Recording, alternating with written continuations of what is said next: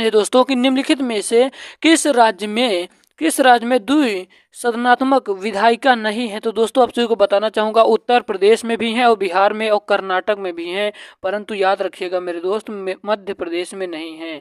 मध्य प्रदेश में नहीं है, इसका मतलब right answer option number B के साथ जाएगा। प्रश्न को ध्यान से पढ़ना है आपको, ये प्रीवियस ईयर का प्रश्न, सभी प्रश्न प्रीवियस ईयर के करा रहे हैं। और अभी तक आप लोगों को बता दूं कि रेलवे की वैकेंसी बहुत जल्द उन्होंने नोटिफिकेशन जारी कर दिया है दोस्तों, तो अपनी तैयारी में जुट भी जाइए दोस्तों। पुलिस का पेपर देने के बाद जस्ट आपको रेलवे का पूरा फुल तैयारी इस चैनल के माध्यम से कराया जाएगा।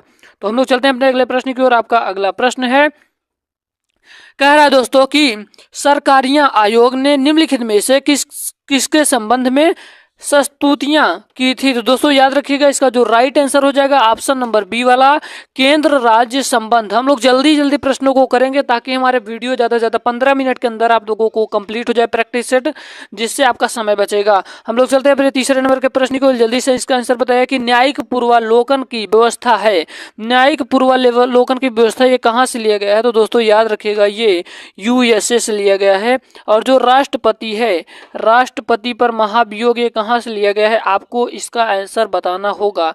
और राष्ट्रपति का पद दोस्तों ये कहाँ से लिया गया है, इसको भी आपको बताना होगा। देखते हैं हमारे कितने विद्यार्थी, कितने स्टूडेंट इसका जवाब दे पाते हैं। ये दोस्तों राष्ट्रपति भाग 5 में है, भाग 5 में राष्ट्रपति की चर्चा किया गया है। हम लोग चलते हैं अपने अगले प्रश्न की ओर। आपका 4 नंबर का प्रश्न आपकी स्क्रीन के सामने है, जल्दी से इसका आंसर बताने की कोशिश करिए। कह रहा है कि भागवत धर्म से संबंधित प्राचीन अभिलेखीय साक्ष्य मिलता है। तो दोस्तों याद रखिएगा, इसका जो राइट आंसर हो जाएगा ऑप्शन डोरस का वेश नगर अभिलेख। उम्मीद करता हूं ये 4 नंबर का प्रश्न बिल्कुल आसानी ढंग से समझ में होगा। हम लोग चलते हैं अपने 5 नंबर के प्रश्न की ओर। जल्दी से इसका आंसर बताने की कोशिश करिए कि अशोक का रुमिनय देई स्तंभ लेख संबंधित है। तो दोस्तों याद रखिएगा, ये संबंधित है किससे भैया, ये बुद्ध के जन्म से, ये बुद्ध के जन्म से संबंधित है। ऑप्शन नंबर ए वाला सही हो जाएगा। आशा करता हूं ये 5 नंबर का प्रश्न समझ में आया होगा। हम लोग चलते हैं अपने 6वें नंबर के प्रश्न की ओर। आपका 6वां नंबर का प्रश्न जस्ट आपकी स्क्रीन के सामने है, जल्दी से इसका आंसर बताने की कोशिश करिए।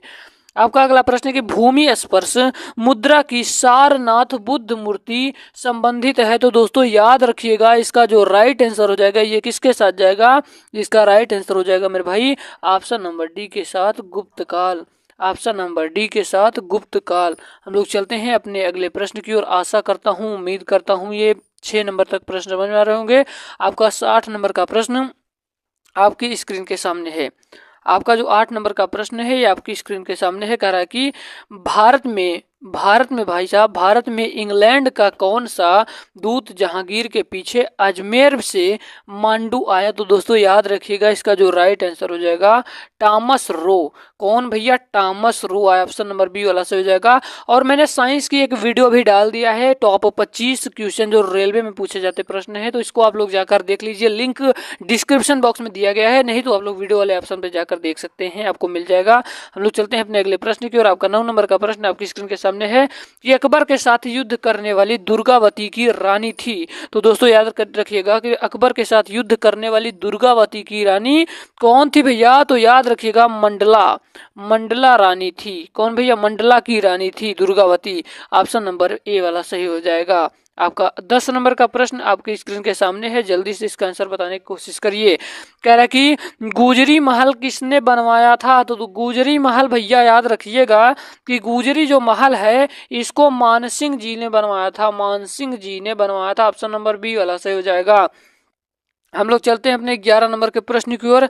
आपका 11 नंबर का प्रश्न दोस्तों भैया आपकी स्क्रीन के सामने है। आपका 10 नंबर का फिर से वही प्रश्न आपको रिपीट किया है मेरे भाई, आपको रिपीट किया है। अगला प्रश्न है कि भारत में ब्रह्म समाज की स्थापना किसने की थी। तो याद रखिएगा भैया, राजा राम मोहन राय जी ने किया था, राजा राम मोहन राय जी ने किया था। ऑप्शन नंबर बी वाला करेक्ट हो जाएगा। आशा करता हूँ, उम्मीद करता हूँ ये प्रश्न आप सभी के समझ में आया होगा। हमारा अगला प्रश्न है कि सविनय अवज्ञा आंदोलन के रूप में गांधी जी ने दांडी मार्च किया था। भैया सविनय अवज्ञा आंदोलन के रूप में गांधी जी ने दांडी मार्च किया था। तो भैया मेरे भाई याद रखिएगा, दांडी मार्च कब किया था। तो याद रखिएगा, ये बहुत महत्वपूर्ण प्रश्न है। तो याद रखिएगा 26 जनवरी 1930 को, 26 जनवरी 1930 1930 को। सॉरी दोस्तों, यहाँ पर क्या हो जाएगा इसका राइट आंसर? इसका राइट आंसर हो जाएगा 12 मार्च भाई, 12 मार्च होगा। 12 मार्च 1930 को सविनय अवज्ञा आंदोलन गांधी जी ने दांडी मार्च किया था। ऑप्शन नंबर सी वाला सही हो जाएगा। आशा करता हूँ 11 नंबर का प्रश्न आप सभी के समझ में आया होगा। अगर आपको कहीं भी डाउट लगता है दोस्तों तो आप कमेंट सेक्शन में कमेंट कर दीजिएगा, हम आपको फिर से इस प्रश्नों का जवाब दे देंगे। अगर आप लोग अभी तक हमारे टेलीग्राम ग्रुप को नहीं ज्वाइन किया है तो जाकर आप लोग टेलीग्राम ग्रुप को ज्वाइन जरूर कर लीजिएगा, क्योंकि दोस्तों उसमें बताया जा रहे हर एक टॉपिक के पीडीएफ आपको वहां पे प्रोवाइड होंगे। आपका अगला प्रश्न आपकी स्क्रीन के सामने है, कह रहा है कि भारत के स्वतंत्रता आंदोलन के दौरान महात्मा गांधी द्वारा स्थापित साबरमती आश्रम किस नगर के बाहर स्थित है? तो मेरे भाई याद रखिएगा, इसका जो राइट आंसर हो जाएगा, इसका राइट आंसर अहमदाबाद होगा। 1915 ईस्वी में, 1915 ईस्वी में ऑप्शन नंबर बी वाला सही हो जाएगा। हम लोग चलते हैं अपने अगले प्रश्न की ओर। आपका अगला प्रश्न की स्वतंत्रता पूर्व अवधि में ब्रिटिश सरकार द्वारा भारत में आधुनिक शिक्षा के प्रसार का मुख्य उद्देश्य क्या था? तो दोस्तों याद रखिएगा, मुख्य उद्देश्य था छोटे प्रशासनिक पदों पर नियुक्ति हेतु शिक्षित भारतीयों की आवश्यकता ही इनका उद्देश्य था।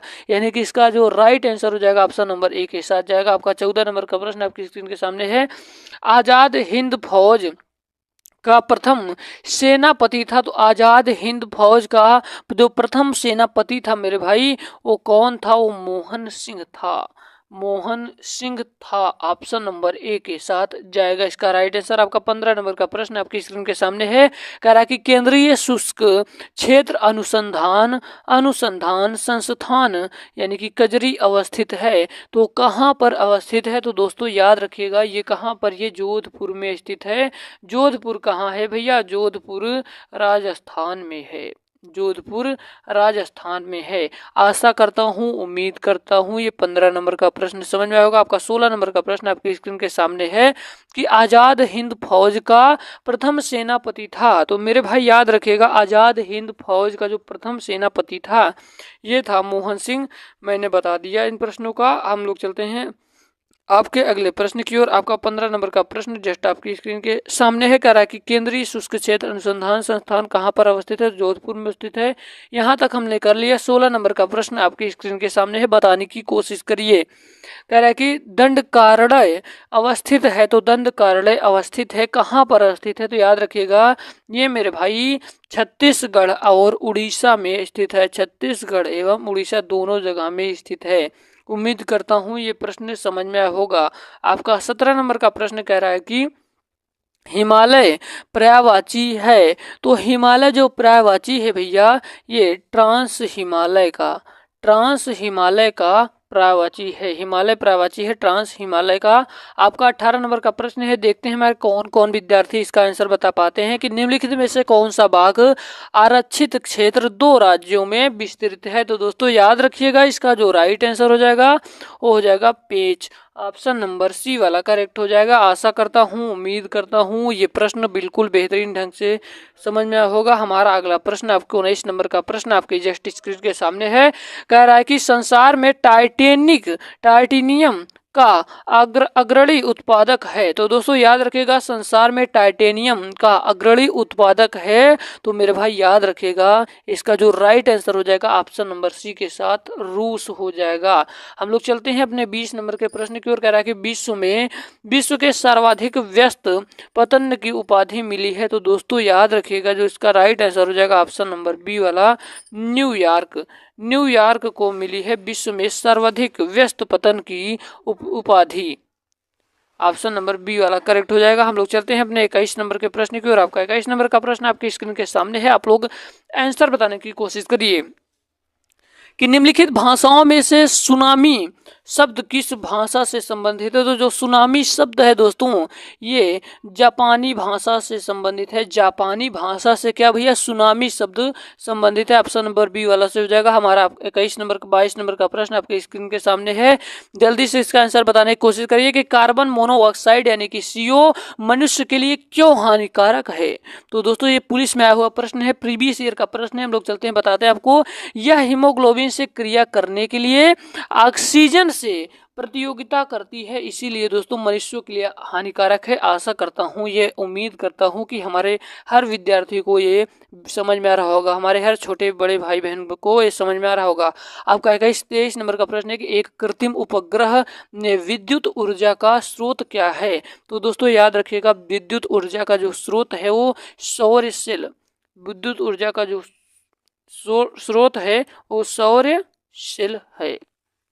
आपका ऑप्शन नंबर डी वाला सही हो जाएगा। हम लोग चलते हैं अपने अगले प्रश्न की ओर। आपका 24 नंबर का प्रश्न है, कह रहा है कि कौन सी तरंगे शून्य में संचरण नहीं कर सकती। तो दोस्तों याद रखिएगा, कौन सी तरंगे शून्य में संचरण नहीं कर सकती। तो याद रखिएगा, जो ध्वनि तरंगे हैं ये शून्य में संचरण नहीं कर सकती। ऑप्शन नंबर सी वाला सही हो जाएगा। आपका 25 नंबर का प्रश्न आपकी स्क्रीन के सामने है, कह रहा है कि किन महीनों में रबी फसल की बुआई होती है। तो दोस्तों याद रखिएगा, जो रबी की फसल होती है इनकी बुआई अक्टूबर व नवंबर के महीने में होती है मेरे भाई, अक्टूबर व नवंबर में होती है, मार्च या अप्रैल में काट ली जाती है। ऑप्शन नंबर सी वाला सही हो जाएगा। उम्मीद करता हूँ ये प्रश्न समझ में होगा। आपका 26 नंबर का प्रश्न है कि हाइड्रोजन को जलाने से क्या बनेगा। तो हाइड्रोजन को जलाने से मेरे भाई क्या बनेगा, हाइड्रोजन को जलाने से पानी बनेगा। ऑप्शन नंबर डी वाला सही हो जाएगा। उम्मीद करता हूँ ये प्रश्न बिल्कुल बेहतरीन ढंग से समझ में रहा होगा। आपका 27 नंबर का प्रश्न है कि एस्पिरिन कहाँ से मिलती है। तो जो एस्पिरिन है दोस्तों, ये कहाँ से मिलती है। तो याद रखिएगा, ये एक पेड़ से मिलती है। ऑप्शन नंबर सी वाला सही हो जाएगा। 29 नंबर का प्रश्न कह रहा है कि शक्कर के किण्वन से क्या बनता है। तो शक्कर के किण्वन से क्या बनता है मेरे भाई, इथाइल अल्कोहल बनता है, इथाइल अल्कोहल बनता है। आशा करता हूँ, उम्मीद करता हूँ ये प्रश्न समझ में आया होगा। आपका right answer option number A के साथ जाएगा। 30 नंबर का प्रश्न जस्ट आपकी स्क्रीन के सामने है कि निम्न वाक्यांश के लिए एक शब्द लिखिए जो आप अपने काम की जिम्मेदारी संभाले। वो कौन होता है दोस्तों। तो वो कौन होता है, वो होता है कौन भैया, उत्तरदायी होता है।